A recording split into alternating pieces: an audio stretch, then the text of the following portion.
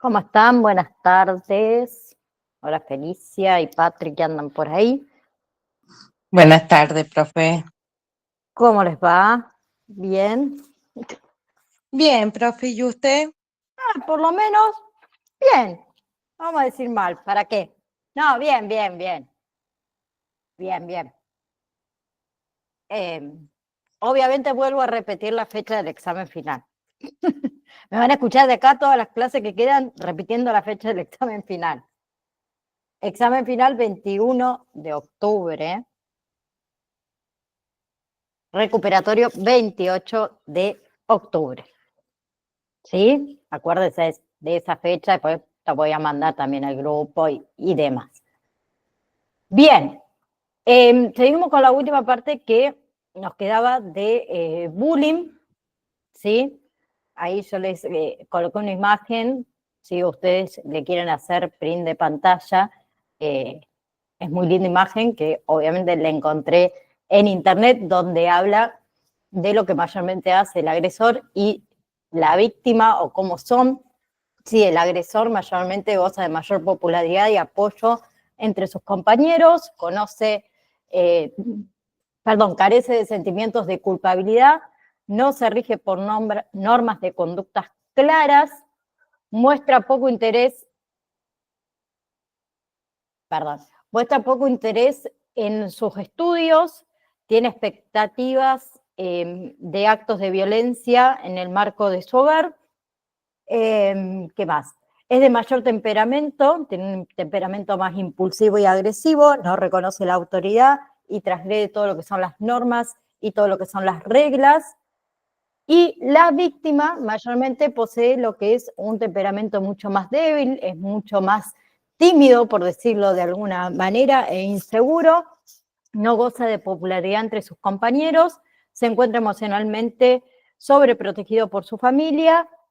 El miedo es uno de sus fuertes rasgos en el tema de la personalidad y muestra un bajo rendimiento escolar y se desea ganar por sentimientos de culpabilidad. Entonces, tenemos tanto al agresor como a la víctima, que es más o menos lo que les leí recién, con respecto al aspecto físico. Por lo general son los hombres, por lo general. ¿Sí? Hoy en día puedo decir que está muy equiparado entre las mujeres y los hombres que hacen bullying.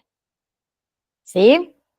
El agresor en el ámbito social suele carecer de fuertes lazos familiares, son los menos populares que los más adaptados, pero son mucho más populares que las víctimas. Luego tenemos a las víctimas. Con respecto al aspecto físico, no suelen ser fuertes ni de gran tamaño, generalmente también denotan cierta debilidad o cierta fragilidad y presentan ciertos rasgos visibles que lo marcan como, entre comillas, diferentes. En lo que es el ámbito social, la víctima generalmente son rechazados, les cuesta mucho socializar, son pocos populares y pasan más tiempo en casa y suelen ser los sobreprotegidos. ¿Sí? Tenemos diferentes tipos de víctimas y diferentes tipos de agresores. ¿Sí? Hablando de los agresores, tenemos los activos, son los que agreden personalmente, ¿sí? Tienen relación directa con la víctima. Los social indirectos, que manipulan, digamos, el comportamiento de otros compañeros, por ejemplo, para que hagan bullying. Y el pasivo, ¿sí? Que participa de la agresión, pero no actúa. ¿Sí? Es como que, vamos a decir, el planificador, ¿sí? Que tiene a todos sus secuaces que van a hacer la agresión por él. La víctima, hay también diferentes tipos, la activa o provocativa, que inhibe todos sus propósitos, los rasgos vulnerables, ¿sí? Suelen tener ansiedad y muchas veces también, ¿qué hacen? El tema de la reacción agresiva. Y los pasivos, que son aquellas que se muestran poco, ¿sí? Y que sufren en silencio, como decimos nosotros, ¿sí? Y después tenemos la participación, ¿sí? Los espectadores por un lado y los adultos por el otro. Con respecto a los espectadores, ¿sí? Muchas veces la falta de apoyo a las víctimas es el resultado de la influencia de estos agresores, y con respecto a los espectadores hay muchas veces también esto del contagio social, ¿sí? Que dice que los jóvenes se comportan en forma agresiva luego de observar un acto de agresión, ¿sí? Entonces, ¿qué hacen los espectadores? Inhiben la ayuda. Si no los ayudan, al contrario, muchas veces, ¿qué hacen? Fomentan la participación, ¿sí? Que suele pasar muchísimo con el tema, yo siempre lo digo, con el tema de los celulares, cuando hay una pelea, por ejemplo, donde se reúne todo el círculo de espectadores y en vez de intentar ayudar o pedir ayuda, sacamos el celular, filmamos, ¿sí? Lo repartimos por todas las redes sociales que haya habida y por haber y no hacemos nada, ¿sí? Muchas veces pasa esto con los espectadores. No, yo no me meto porque después me pueden agarrar a mí como punto, ¿sí? Bien, tienen miedo de ser víctimas. Entonces eso les impide muchas veces intrometerse, como decimos nosotros. Bien, y los adultos generalmente se enteran del bullying cuando el bullying ya está en niveles mucho más altos, ¿sí? Entonces los adultos somos los que tenemos que estar o tener una actitud más vigilante, más de alerta, ¿sí? Y definir en este caso con los alumnos en la escuela qué actitudes y reacciones son permitidas y qué no. Que ahí hablamos de las normas, las reglas dentro de la escuela. Bien, también les coloqué las consecuencias del bullying para la víctima, ¿sí? Como consecuencia tenemos el fracaso y dificultades escolares, niveles altos y continuos de ansiedad, insatisfacción, cuadros depresivos, fobia al colegio, personalidad insegura e insana, descenso de la autoestima, dificultades, sociales e intentos suicidas. Y también hay consecuencias para los espectadores, ¿sí? Hay refuerzos positivos de conductas individualistas y egoístas. Se valora como respetable la conducta agresiva. Se produce una desensibilización ante el sufrimiento ajeno, una sensación de indefensión y pérdida de creencia en la justicia, ¿sí? Y como factores que podemos decir ayudan, para decirlo de alguna manera, a el bullying, tenemos factores tanto familiares, sociales, grupales, personales y escolares. Dentro de los factores familiares, ¿sí? Actitud emotiva de los padres, ¿sí? Permisividad de la conducta agresiva, o sea, los padres que no dicen nada, como decimos nosotros, los que callan, ¿sí? Y métodos de afirmación de la autoridad. Con respecto a los factores sociales, los medios de comunicación, ¿sí? Que favorecen lo que es el bullying, los programas violentos, juegos, hablamos todo eso, que son aceptablemente aceptados, valga la redundancia. Factores grupales, el contagio social, la falta de control de inhibiciones, disminución de la responsabilidad individual y cambios en la visión de la víctima. Factores personales, las características propias del agresor, ¿sí? Y la desviación externa, o sea, los rasgos que presenta la víctima que lo hacen vulnerable. Con respecto a los factores escolares, la presencia de adultos, ¿sí? Que muchas veces no está bien. Los aspectos también organizativos del centro educativo, ¿sí? Cuando los centros educativos son mucho más grandes, hay menos control, ¿sí? Cuando las normas no están claras, ¿sí? Y lo que son los modelos participativos. Eso les había colocado, les había hecho para que ustedes lo puedan visualizar y puedan hacerle un print de pantalla si querían. Bien. Ahora, con respecto a la escuela, la familia y la discapacidad.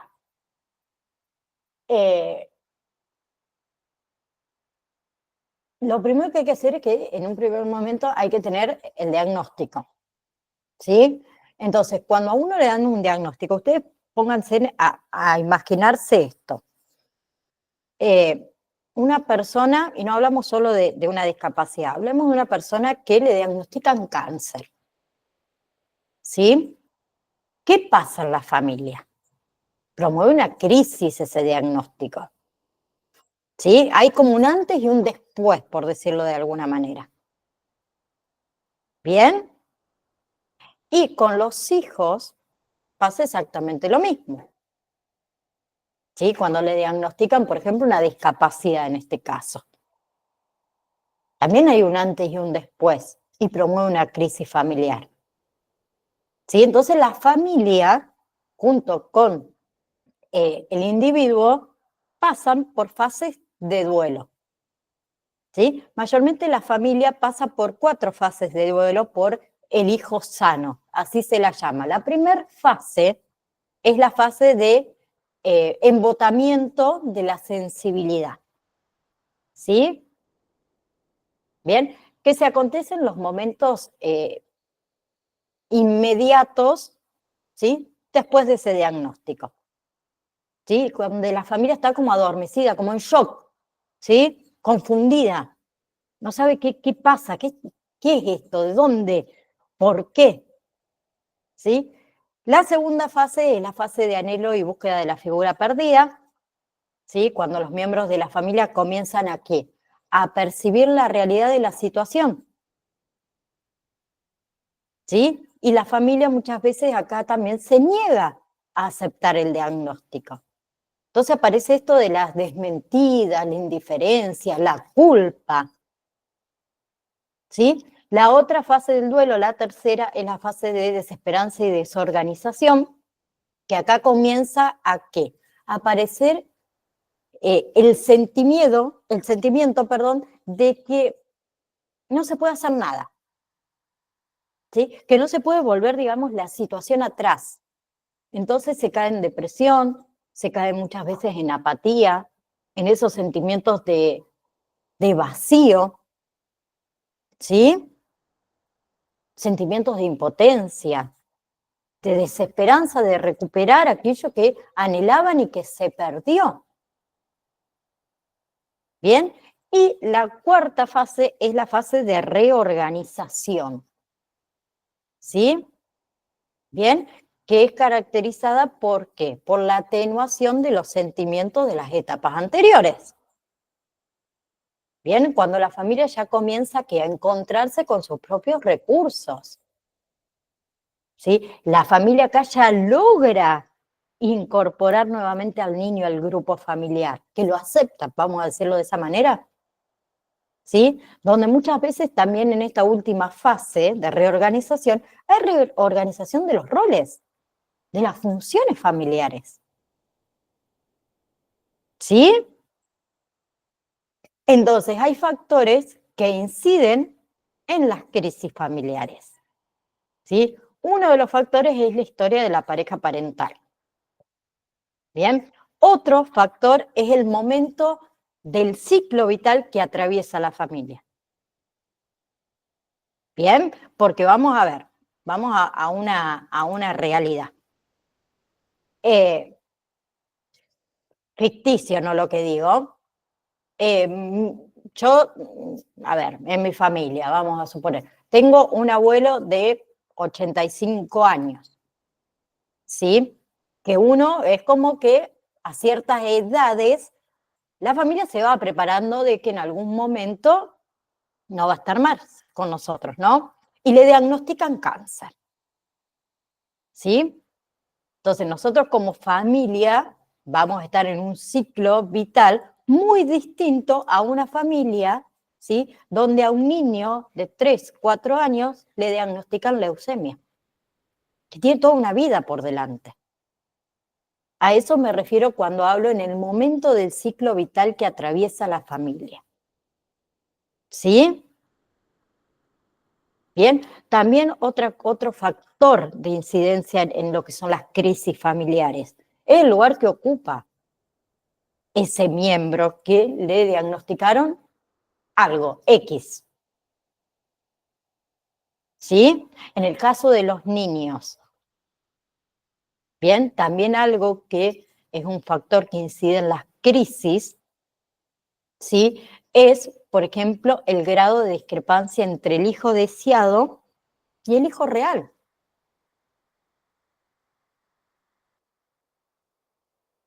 ¿Bien? Bien. Y otro factor de riesgo es cómo es significada esa discapacidad dentro de la familia. ¿Sí? Las personalidades que tienen los padres, las características particulares de ese núcleo familiar, también es otro factor. Otro factor es la posibilidad de comunicación de los sentimientos que hay dentro de la familia.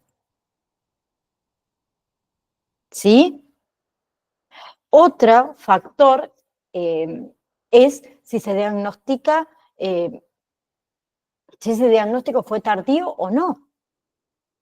Otro factor, el nivel económico, el nivel cultural de la familia. Son todos factores de riesgo. Perdón, factores de riesgo no. Factores que inciden en lo que sería la crisis familiar. ¿Sí? Y acá viene algo más difícil aún también para la familia de niños diagnosticados con algún tipo de discapacidad. Es la elección de la escuela. ¿Sí? La elección de la modalidad escolar es una decisión que es bastante compleja para estas familias. ¿Sí? Despiertan muchísimos sentimientos de inseguridades, de dudas. Muchas veces se sienten solos, se sienten agobiados, ¿sí? Sienten angustia, sienten las propias exigencias de la educación. Bien, en la escolaridad común aparecen los temores estos de que el hijo no va a ser bien, no va a tener una buena atención adecuada quizás en una escuela común, que puede ser rechazado, que puede ser discriminado, ¿sí? Que no va a poder a lo mejor responder a las exigencias pedagógicas, ¿sí? Y otra es las escuelas especiales. También aparecen temores, ¿sí? Por ahí que a lo mejor la escuela especial no sea lo suficientemente estimulante para ese niño, ¿sí? O que el contacto con sus pares quede solamente reducido a compañeros con igual o peor déficit quizá que mi hijo, ¿sí? Entonces el tipo de escolaridad será un medio ¿para qué? Para mejorar la calidad de vida de los niños con necesidades educativas especiales. ¿Bien? No sé qué edad tiene cada uno de ustedes. Yo tengo 37 años. No lloremos. 53, profe, yo. Bueno, Patri me va a entender. En nuestra época, Patri, ¿cuántos o cuántos compañeros, bien, Gabriela, estamos ahí, Gabriela, ajá, ¿cuántos niños con algún tipo de discapacidad o patología concurrían en una escuela común? No me acuerdo, profe, pero creo que no, o sea, Antes era muy dividido, sí, que tenían una patología o una escuela especial. ¿Y por qué? sí. Entonces reducíamos, como les dije antes, su entorno a ese círculo, nada más. ¿Sí? Pero ¿qué pasa muchas veces también en la escuela común? Los miedos que tienen los padres. Porque existe el bullying, por ejemplo. Porque existe esto de que como adultos nosotros no le enseñamos a los niños de que todos son diferentes y que uno no es más que el otro, que son todos iguales. No importa si tiene una patología, una discapacidad o lo que fuera, o tiene un lunar cerca de la boca. ¿Sí? Entonces surgen todas estas preocupaciones y temores en las familias. ¿Sí? Y acuérdense de una cosa muy importante, que la integración del niño, ¿sí? Debe comenzar en la familia. ¿Sí? Gaby, decime.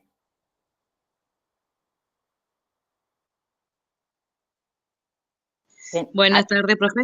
Le comento que estoy haciendo las observaciones y, por ejemplo, fui a 2 grados en una escuela pública y en esos 2 grados hay varios niños con dificultades. Y sí, la verdad que son muy discriminados por sus compañeros, obviamente. Eh, y, o sea, veo cómo lo excluyen, digamos, del grupo o de los chicos normales, digamos. Exacto, sí. Y da tristeza, Sí, la verdad que sí, da sí. mucha tristeza. Da tristeza porque somos los adultos los que no le enseñamos a los niños. ¿Sí? La integración del niño al grupo familiar va a ser quien le abra los caminos para toda su integración, desde la familia hacia la escuela y hacia la sociedad. ¿Sí? Es una triada, escuela, familia y comunidad. ¿Sí? Porque muchas veces, ¿qué pasa?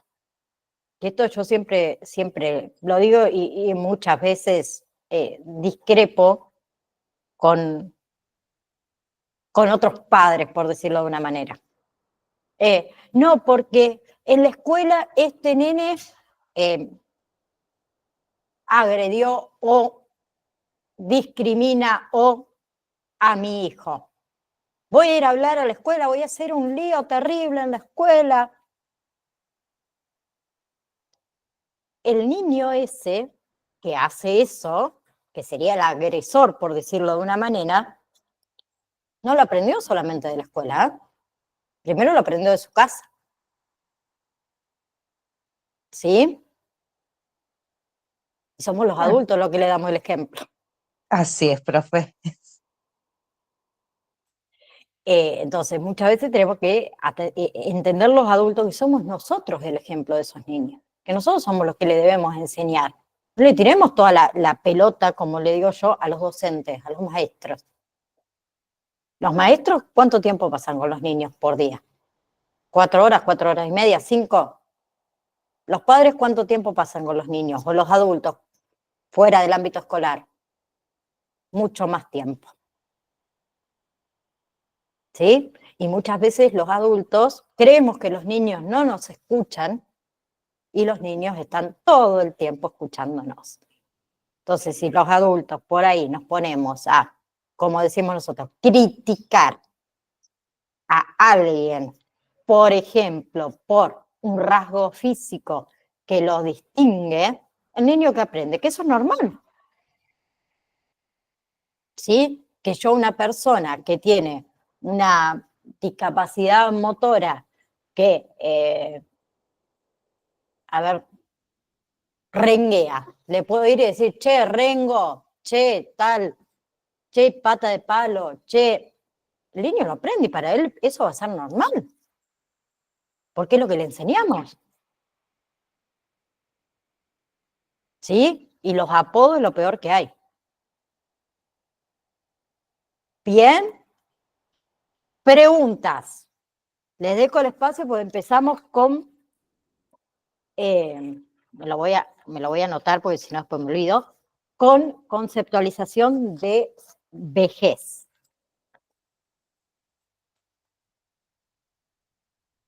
¿Ninguna? No, profe. Bien. No, profe. ¿Qué hay que entender acá? Que la vejez es parte del proceso evolutivo. ¿Sí? No es una enfermedad la vejez, chicos. ¿Sí? La vejez permite caracterizar o nos permite caracterizar este periodo de la vida para, de ahí a, es más, comenzar a pensar en las patologías que surgen en la vejez y cuál va a ser nuestro rol como acompañantes terapéuticos. ¿Sí? Entonces, vamos a hablar un poquito de psicogerontología, que es este proceso de la vejez. ¿Bien? Bien. Entonces, ¿qué es la psicogerontología, que es el proceso de la vejez? En la vejez, una persona ¿sí? O el envejecimiento conlleva ¿qué? A una progresiva pérdida de la red social, ¿sí? La jubilación, por ejemplo, nos lleva a la pérdida de relaciones personales, de roles laborales, ¿no? ¿Sí? Donde muchas veces el adulto mayor, ¿sí? Está en soledad y también pasa por múltiples procesos de duelo. Hoy sabemos que las mujeres se jubilan a los 60 años y los hombres a los 65 años. Que yo soy una fiel creyente de que muchas personas de esa edad todavía siguen sumamente activos y se les corta la vida laboral. Y que además de eso, vivimos en un país, lamentablemente, que una jubilación no alcanza para vivir. Entonces pasan por procesos de duelo, múltiples procesos de duelo. ¿Sí? El duelo implica, a ver, reacciones físicas, porque uno va envejeciendo, reacciones emocionales, reacciones sociales por la pérdida de esas personas cercanas y esas personas significativas. ¿Sí? También hay cambios en lo que son las funciones cognitivas. Por ejemplo, en el lenguaje. ¿Sí? Dificultad en qué? En la nominación, en la evocación por ahí de palabras, ¿sí? La reducción de la fluidez verbal, ¿sí? Bien, en la memoria, dificultad por ahí para recordar hechos recientes, ¿sí? Sabemos que la memoria nos permite a cada uno de nosotros almacenar, recordar experiencias, recordar percepciones, ¿sí? Cuando vamos envejeciendo, hay dificultad para recordar muchas veces hechos, ¿sí? En la atención también, por ejemplo, que depende muchísimo de que de la motivación y de los estímulos que reciba, ¿sí? Pero hay una disminución de la capacidad de concentración y de focalización. Bien, en el aprendizaje también hay un leve decline en el aprendizaje, ¿sí? Por eso a las personas adultas mayores hay que darle más tiempo para aprender, no que no significa que no aprendan, ¿no? Pero les lleva más tiempo, ¿sí?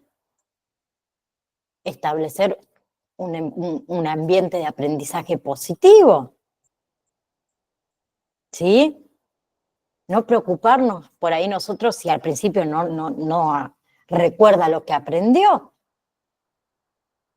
Bien, pasó mucho, por ejemplo, con el tema de los celulares y el WhatsApp con los adultos mayores. Al principio, ¿qué pasaba? ¿No? Casi todo el mundo lo rechazaba, que esto yo no lo voy a aprender nunca, y los hijos insistíamos y le enseñábamos una vez y al otro día íbamos y le decíamos, che, papi, por ejemplo, ¿y pudiste? No, ya no me acuerdo, no sé cómo se hace, que esto no es para mí, y insistiendo y volviéndole.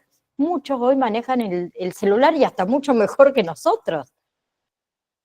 ¿Sí? Yo lo recuerdo, mi papá no quería saber nada con el teléfono.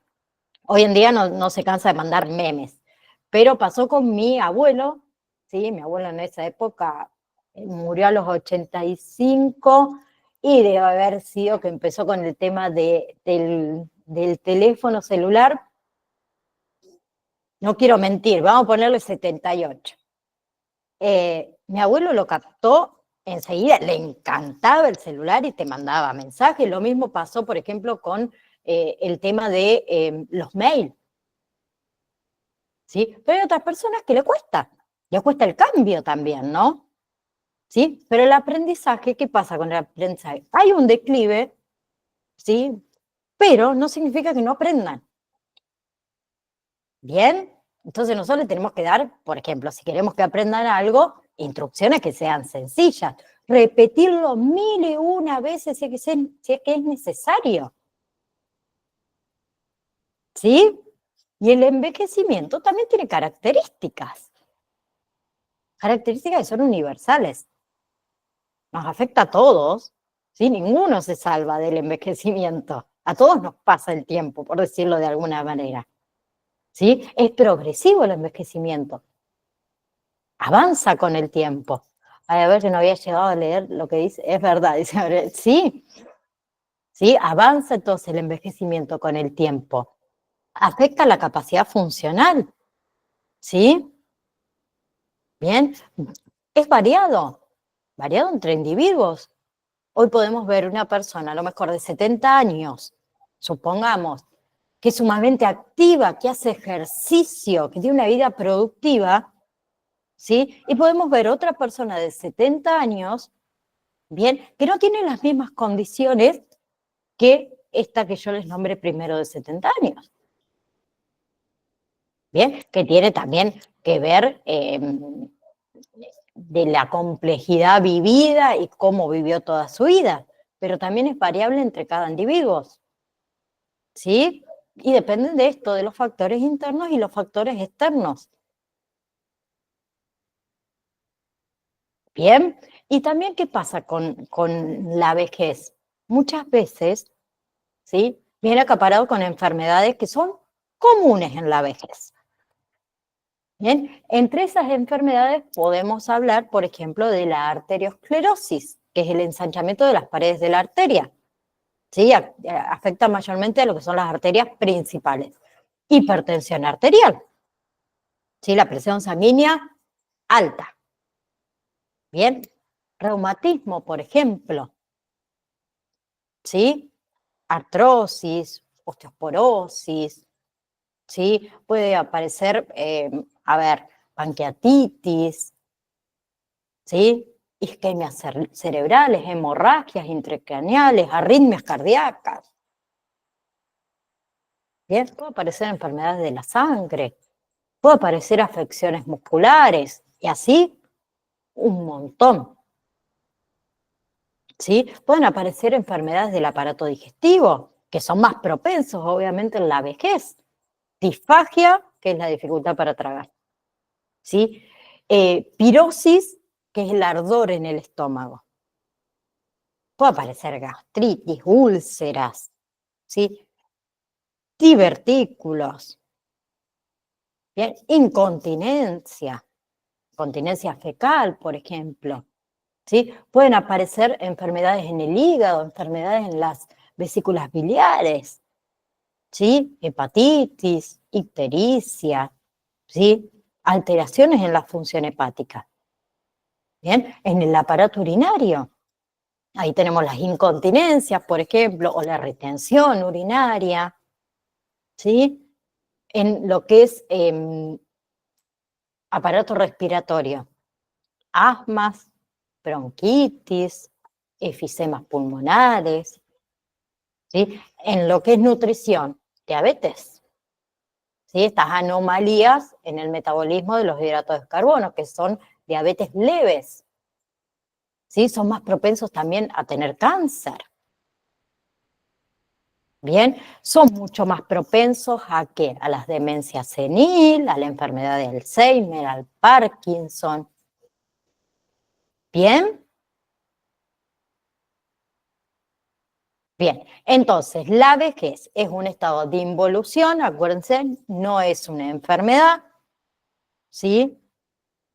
Es un hecho que es biológico, perdón, no es un hecho que es biológico, sino que es un hecho que es cultural, al revés, lo iba a decir, que es cultural, ¿sí? Hay reducción de intereses, hay pérdida muchas veces de la fluidez mental, ¿bien? Hay soledad, uno está a la espera de la muerte, y suceden también otros tipos de cambios que eran cambios graduales, ¿sí? Que acá tenemos entre los cambios graduales, que son 4. Uno es la edad cronológica, ¿sí? Los años transcurridos desde que nació. Bien. Otra es la edad biológica, que son los cambios físicos y los cambios biológicos. Otra es la edad social, ¿Qué es esto? De la capacidad de contribuir ¿a qué? Al trabajo, ¿sí? Al grupo social, a la utilidad social. Y por último tenemos la edad psicológica, ¿sí? Que va en función con esto de los cambios cognitivos, los cambios afectivos, los cambios de personalidad que va sufriendo a lo largo de todo el ciclo vital. ¿Sí? Entonces, la vejez hay algo que se hace, que es muy común, la valoración geriátrica integral, que lo encuentra con las siglas BGI. ¿Qué es la valoración geriátrica integral? ¿Alguien leyó algo de eso o todavía no llegaron a esa parte? Díganme que sí. Todavía yo no. Ay, Perdón, no. perdón. Valoración geriátrica integral. En realidad es un proceso de diagnóstico. ¿Sí? ¿Para qué? Para evaluar las capacidades y los problemas médicos, los problemas sociales, los problemas funcionales, psicológicos de los ancianos. ¿Sí? En realidad, la valoración geriátrica integral tiene un objetivo, que es mantener al anciano en su domicilio el mayor tiempo posible y con una mejor calidad de vida, obviamente, o con la mejor calidad de vida posible. ¿Sí? Entonces, la valoración geriátrica integral tiene diferentes partes, por decirlas de alguna manera. ¿Sí? Evalúan todo.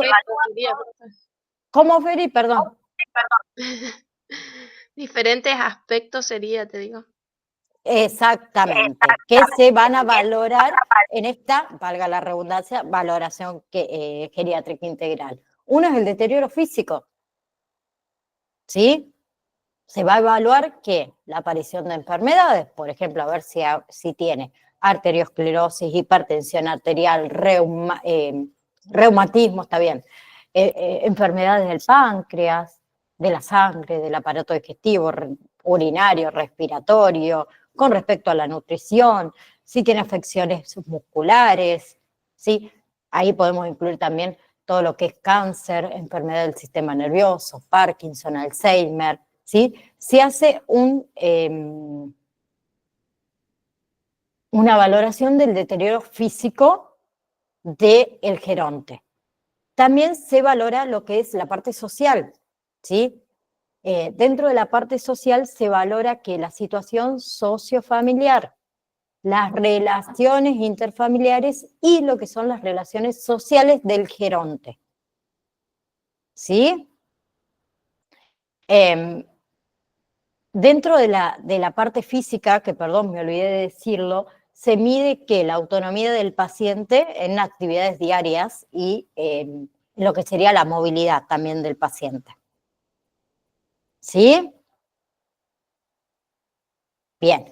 ¿Qué se hace también? Se hace toda la parte neurológica, ¿sí? La parte de las funciones cognitivas con respecto a la parte cerebral y de las funciones mentales, ¿sí? Se valora que el estado emocional, la personalidad del geronte, las conductas que tiene el geronte, ¿sí? También se hace una valoración clínica, ¿sí? La historia clínica de ese geronte, no solamente las enfermedades o los síntomas que tienen cuando ingresó a esta tercera edad, sino todas las enfermedades preexistentes a lo largo de toda su vida. ¿Bien? Se evalúa, todo eso, ¿sí? Con el único objetivo de ver si se puede mantener al geronte, en este caso, en su domicilio, que no lo tengan que llevar a un establecimiento. ¿Sí? A ver, yo no estoy, siempre lo digo y lo voy a seguir diciendo y lo voy a seguir pensando toda mi vida. No estoy en contra de los hogares de ancianos, para nada. Sí estoy en contra de la familia que coloca a un geronte o a una persona con discapacidad dentro de un hogar de ancianos y se olvidan. ¿Sí? Piensen un poquito. Una persona adulta mayor que vivió toda la vida en un hogar, ¿sí? De un día para el otro se encuentra en otra realidad, ¿sí? Sin sus seres queridos, sin sus cosas y además compartiendo con personas que no conoce. ¿Qué puede sentir ese geronte? Abandono, tristeza, mayormente se deprimen.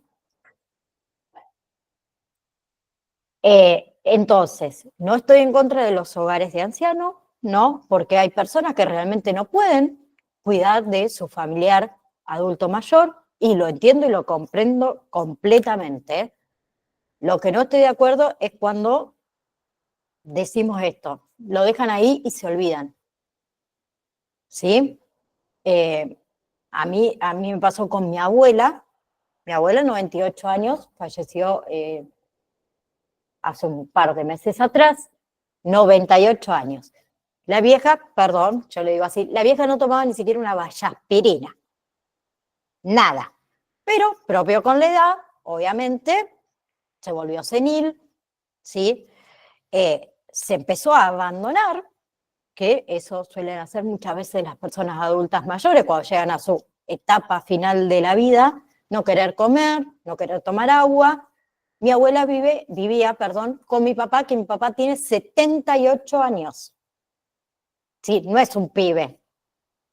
Bien, entonces, en diciembre del año pasado, me llama por teléfono mi hermana de que a mi abuela la habían internado, que estaba muy mal, no sabían qué tenía, que parecía que iba a fallecer, que por favor me vaya para allá, lo cual fui, obviamente, que siempre me cargan mis hermanas y me dicen, ay, viniste vos, y es como que la reviviste a la lona, porque llegué yo y mi abuela estaba perfecta y hasta un día antes estaba muy mal.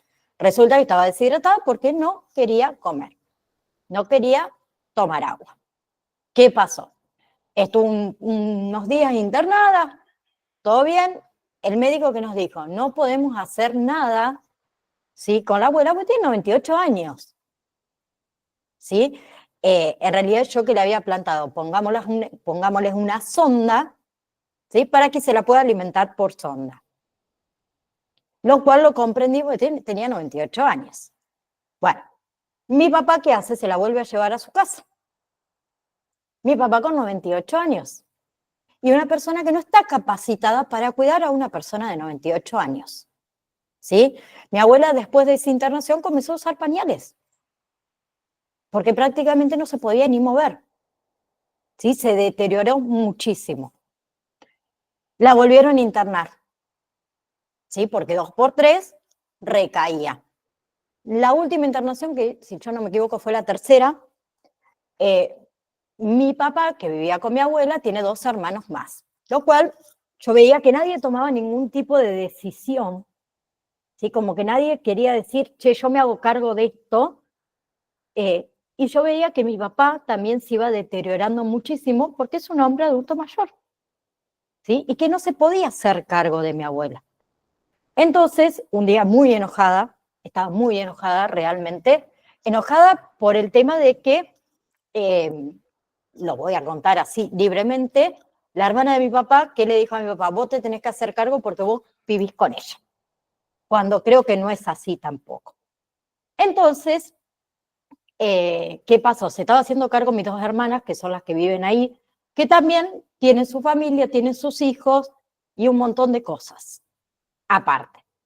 Entonces un día estaba como media enojada y la nieta, que sería yo, tomé la decisión de que cuando a mi abuela le den el alta de la internación, se iba para el geriátrico, ¿sí? Porque no la podían cuidar. Me dolió en el alma haber tenido que tomar yo, la nieta, esa decisión, ¿sí? Mi papá obviamente estaba en desacuerdo en un principio, muy en desacuerdo, pero le hice entender lo siguiente a mi papá. ¿Qué le dije a mi viejo? Papi, yo te quiero cuidar de acá 5 años, no te quiero cuidar mañana, ¿sí? Porque vos tenés una vida muy activa y se estaba deteriorando muchísimo con respecto a cuidar a mi abuela, ¿sí? Y no tenés el conocimiento para cuidarla. ¿Bien? Entonces la llevamos al hogar de ancianos. ¿Qué pasa en el hogar de ancianos? Mi abuela siguió con la misma historia, no querer comer, no querer alimentarse, no querer tomar agua, porfiada la vieja, ¿sí? Pero cuando mi papá iba, que iba día por medio, que en un principio no lo dejaban ir a mi papá a verla, ¿por qué? Porque mi abuela cada vez que llegaba a mi papá, que le pedía, che, Carlos, ¿y cuándo nos vamos a casa? ¿Viniste en el auto? ¿Me llevas? Viste la historia, que es normal que suceda eso, pero nunca se sintió abandonada. ¿Sí? Pues, como les decía, mi papá iba día por medio y mis dos hermanas se turnaban un día cada una y todos los días tenía visitas. ¿Sí? Hasta que falleció de un paro cardíaco. ¿Bien? Por eso digo, muchas veces, a veces a uno no le queda alternativa de llevarla a un geriátrico o a un hogar de ancianos. Pero lo que estoy en desacuerdo es en el abandono por ahí de estas personas adultas mayores que por pensar de que está en un lugar donde hay personas que lo están cuidando, ellos están bien. Y mayormente lo que se deteriora es la parte emocional y psicológica de un anciano. ¿Sí? Porque sienten el abandono. Virginia y después Felicia. No las escucha ninguna de las dos que levantaron las manos. Bueno, hablo yo primero entonces, profe. Vamos. No, yo fui a hacer un trabajo, ¿viste? Tenía un trabajo de visitar a hogares de ancianos y es tan reconfortante ir, estar con ellos un rato porque no saben la alegría que ellos sienten cuando están visitados, cuando son mimados, cuando vos te vas, le charlas, no sabes, es algo tan lindo. Y también estoy en desacuerdo, así como vos decís, de esas personas que van y lo dejan a su paciente o a su familiar en un lugar porque ya es como que está, yo pago para que él esté ahí y que lo cuiden, y no pasa por ahí. Por ahí muchas veces cuando uno no tiene esa posibilidad de cuidarlo uno mismo, recurre a esas casas porque para que esté bien cuidado, para que no le pase nada, porque o por A o B motivo yo no puedo estar las 24 horas arriba de él, entonces ellos están todo el tiempo contenidos, pero sí necesitan los familiares, necesitan su apoyo de la familia, y cuando vos vas ahí en esos lugares te parten el alma porque ves tanta realidad que por ahí vos decís, pero pucha, criaron tantos hijos, o sea, porque después ya no son tus hijos nada más, porque ahí ya tenés hermanos, tenés sobrinos, tenés nietos, tenés de todo. Entonces por ahí la vida es tan injusta en ese sentido y bueno, ir a un lugar, en una casa de ancianos, en algún lado, a estar, pasar la tarde un rato con esos viejitos, te venís con el corazón lleno. Eso es, a eso me refería Felicia. El tema de que a muchos por decirlo de una manera, los abandonan, creyendo de que porque pago, como dice la compañera, yo no tengo que más ir a verlo. Y no es así, ¿sí? Entiendo el tema de que por ahí uno, como dice la compañera, no puede estar 24 horas, ¿sí? Que yo siempre lo dije, si yo hubiese estado en el pueblo donde vive toda mi familia, pero a mi abuela me la traigo a vivir a mi casa, pero porque yo soy así, yo pienso de esa manera. ¿Sí? No tuve la posibilidad porque me lo hubiese traído, literal que me lo hubiese traído a mi casa, pero tampoco podía permitir el deterioro que estaba sufriendo mi papá. ¿Se entiende? Y suena a veces egoísta hasta lo que digo, ¿sí? Porque por cuidar a mi papá, muchas veces que yo lo he hablado con los profesionales, yo siento que fue egoísta de mi parte decir, bueno, yo tomo la decisión de a mi abuela que vaya a un hogar de ancianos para que mi papá esté bien. ¿Sí? Y nos genera culpa también eso. Que esa es otra parte que por ahí a lo mejor a veces uno nunca la cuenta y lo único que yo les dije a mis familiares que estaban cerca es, por favor, no deje de ir alguien todos los días. No deje de ir a alguien todos los días. Virgi, o levantaste la mano sin... Ahí está. No, sí. Lo que pasa es que me equivoqué con el, con el botón. Bueno, a mí me pasó con mi abuela. Mi abuela para mí y para mi hermana era mi mamá. Mi mamá falleció y hace un montón de años y mi abuela tomó el lugar de la mamá. Entonces, cuando ella ya estaba muy grande, ella era una mujer activa, súper activa. Ella vivía sola, se hacía todo sola, salía, todo, ella todo sola, súper activa. Hasta que un día se cayó y mi papá no tuvo la mejor idea de decir, no, bueno, esta mujer necesita gente para control. Digo, le digo, es muy, todavía no, le digo, me parece que la abuela no necesita. No, pero mirá si le pasa algo, bueno. Cuestión que le puso no una, sino 4. Una para a la mañana, otra para la tarde, otra para... Digo, no es tan necesario, le digo, porque ella se siente invadida en su propia casa. Y bueno, me dice, pero, o sea, yo soy la nieta, yo era la nieta y yo no podía sobrepasar por él, porque era el hijo. Pero bueno, cuestión que mi abuela terminó desmejorando cada vez más por esta cuestión también de que no la dejaban hacer nada. Claro, Es le como- cortaron su vida activa por una caída, ¿no, Virgi? Claro. Y entonces mi abuela un día me dice, porque yo estaba mucho tiempo con ella, y me dice, vos sos mi voz. Yo te voy a pedir que por favor que nunca me pongan en un geriátrico. Te lo pido por favor.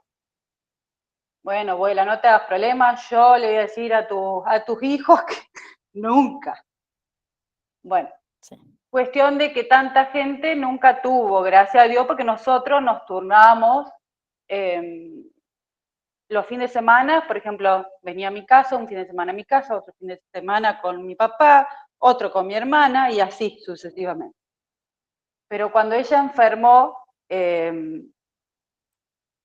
un día nos llaman y nos dicen, vengan que su abuela está mal, no sé qué les pasa.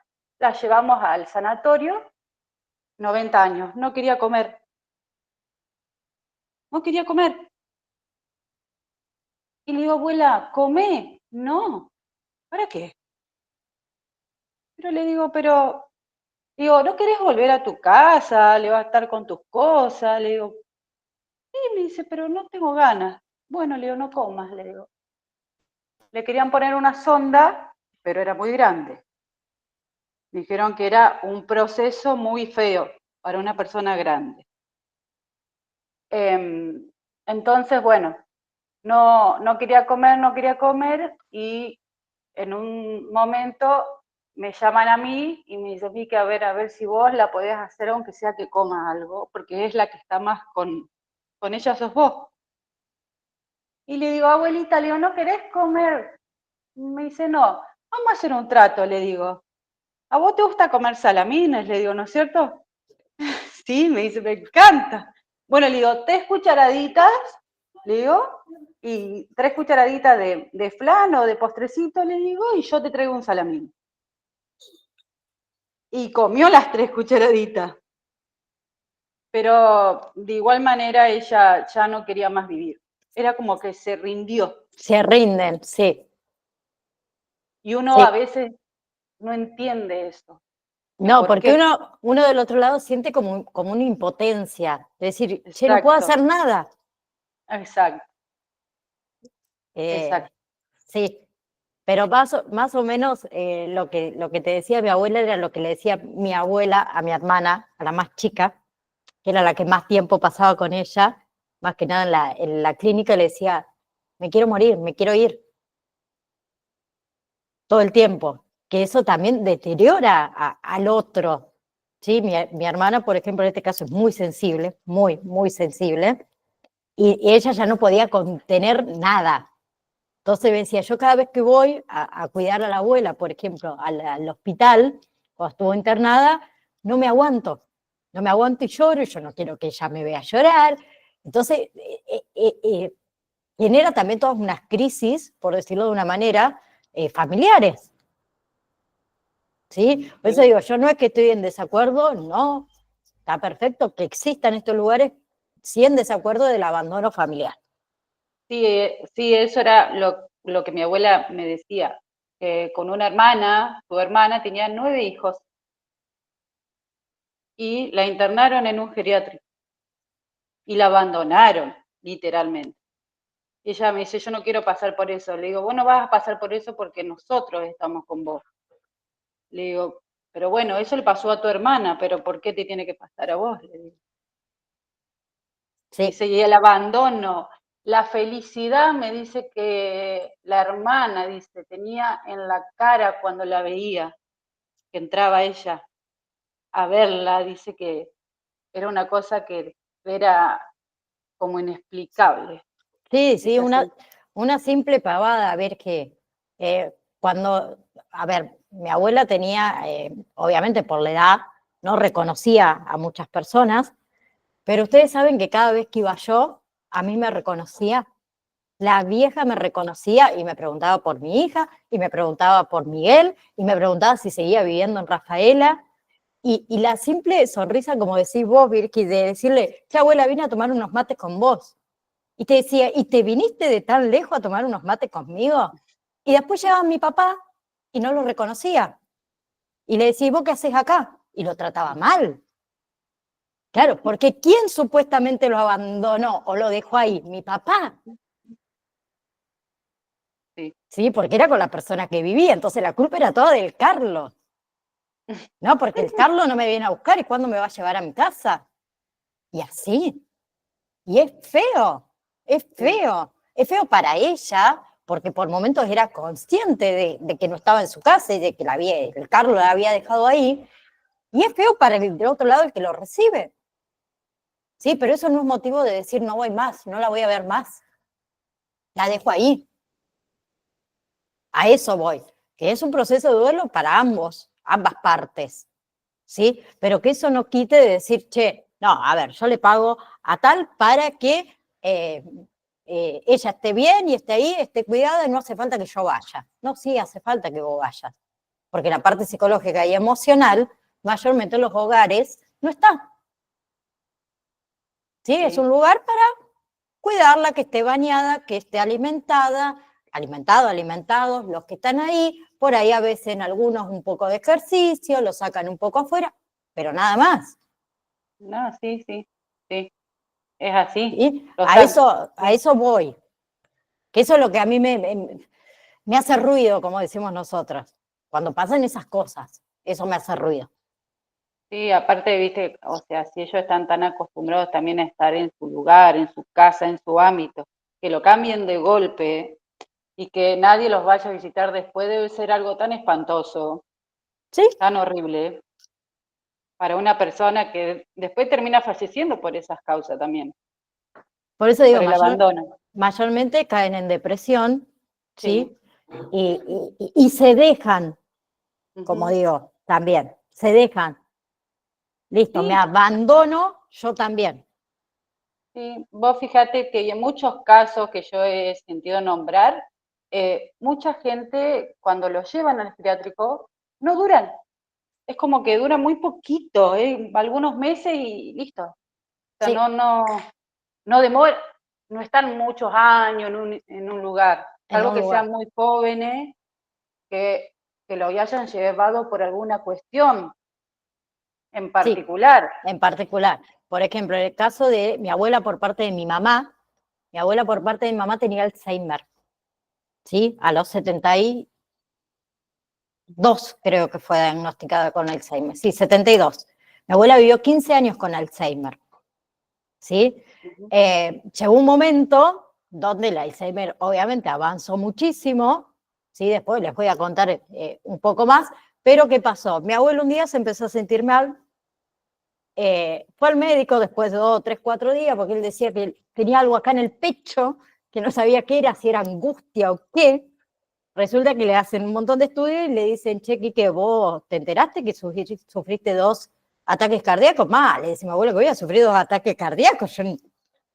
Entonces, ¿qué pasó? ¿Qué le dijo el médico en ese momento? Mirá, vos con el INDA estás todo el tiempo, porque imagínese una persona que se pierde, mi abuelo no descansaba como corresponde y demás, yo te recomiendo que la lleven a un geriátrico, a un hogar, a algún lado que la puedan cuidar, ¿sí? ¿Por qué? Porque por el mismo tema que venimos diciendo, vivían en una ciudad, ellos solos, los hijos distribuidos por toda Argentina, y mi abuela va a un hogar, a un geriátrico, que es el mismo geriátrico que llevamos a mi abuela por parte de mi papá, que en realidad lleva el nombre de mi primera abuela porque fue su primer paciente, se llama Hogar de Nelinda, que es mi abuela, y ella ahí vivió 6 años,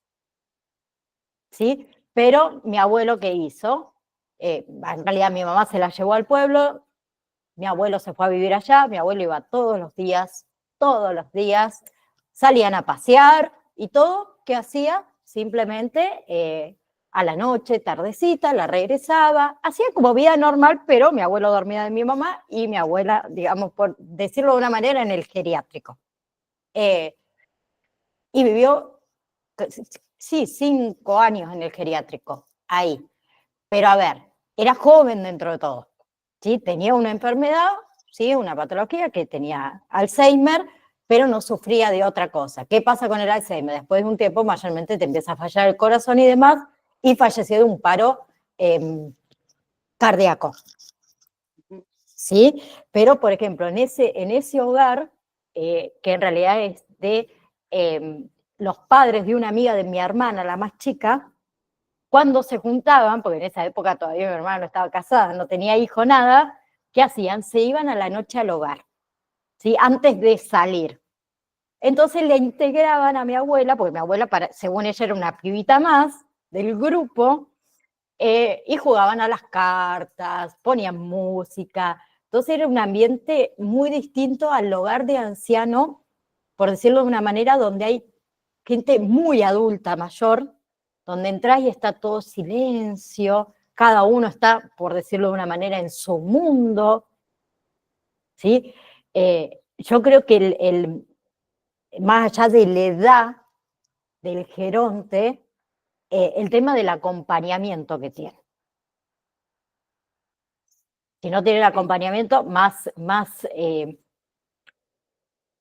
deteriorado va a ponerse, más ganas de no estar, como decimos nosotros, el adulto. ¿Sí? Una cosita más antes de abandonar, de terminar. Envejecimiento para la Organización Mundial de la Salud, que esto también quiero que lo tengan en cuenta, ¿sí? Que para ellos es una consecuencia de acumulación de ¿qué? De una gran variedad de daños moleculares y celulares a lo largo del tiempo, ¿sí? Que lo va a llevar a ¿qué? A un descenso gradual de las capacidades mentales y las capacidades físicas. También a un aumento de riesgo de enfermedades y finalmente lo que es la muerte. Eso viéndolo desde el punto de vista biológico.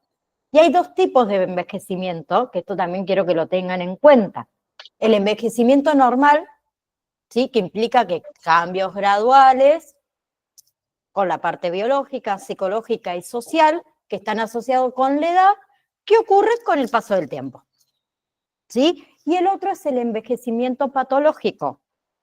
¿A qué se refiere el envejecimiento patológico? A los cambios que se producen como consecuencia de una enfermedad o como consecuencia de malos hábitos y que no forman parte del envejecimiento normal, ¿sí? Entonces, el envejecimiento normal sabemos que es un envejecimiento universal, que es progresivo, que puede afectar a una variedad de funciones, ¿sí? Que es individual, que no todos envejecemos de la misma manera y que tiene mucho que ver también factores internos o externos. ¿Sí? Bien, entonces, próxima clase, el lunes, digamos, vamos a hablar de qué. Me lo voy a anotar también, porque si no, me olvido. Acá, ¿a dónde estamos? Acompañante mayo. Espérenme. Hablamos de acompañamiento en la vejez o acompañar en la vejez, qué significa, ¿sí? El rol que va a tener el acompañante terapéutico, los puntos claves, ¿sí? Que uno tiene que prestar atención, ¿sí? Vamos a hablar un poquito también del riesgo suicida en geriatría, ¿sí? Porque también es un riesgo, ¿sí? Las funciones que nosotros vamos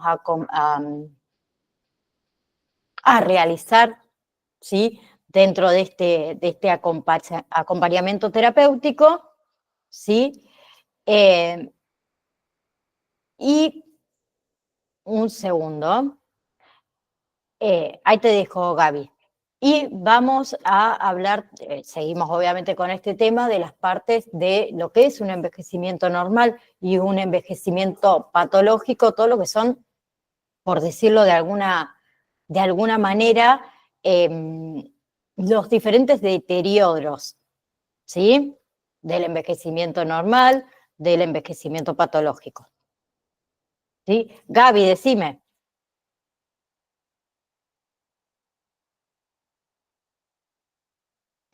Profe, disculpe, bueno, antes que nada, me encantó la clase de hoy.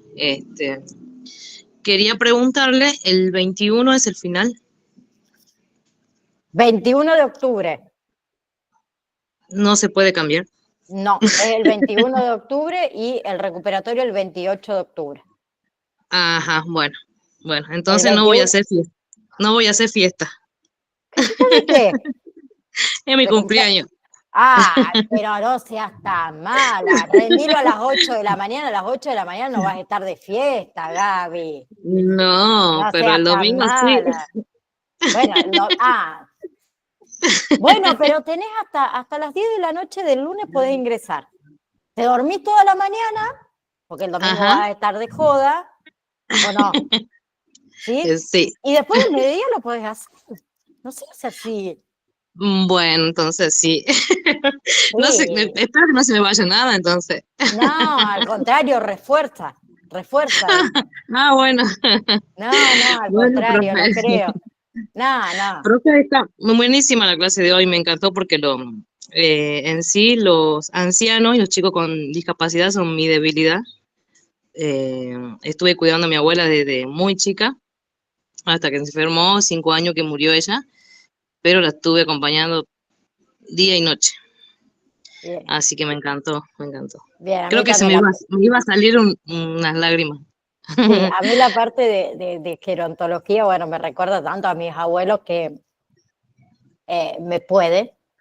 Sí, eh, o sea, me gusta más que la parte de niñez, mucho más, es muchísimo más. verdad.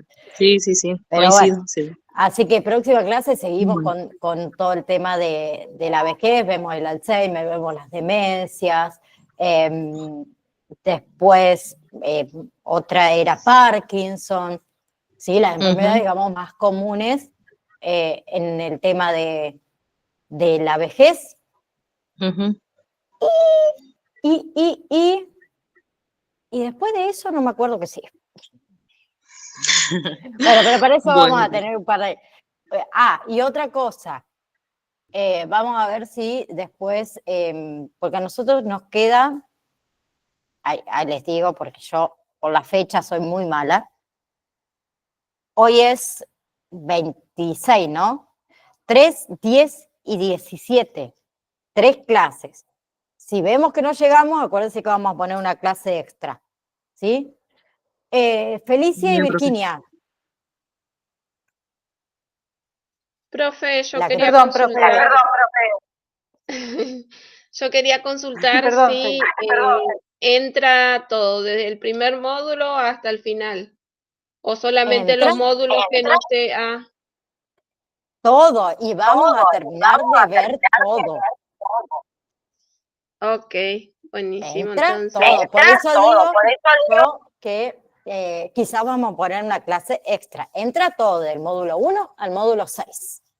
Todo, todo, todo. Yo no les comenté cómo era el examen final.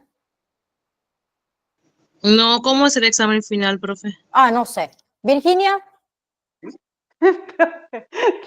La validación número 4, ¿cuándo sería? ¿querés que te tome validación número 4? Bueno, No, no, porque me dijo, yo supongo que hay. No, si no, no es. dijo que no iba a haber Dijo más que no, validación, dijo que sino que examen final. Ah, listo, no hay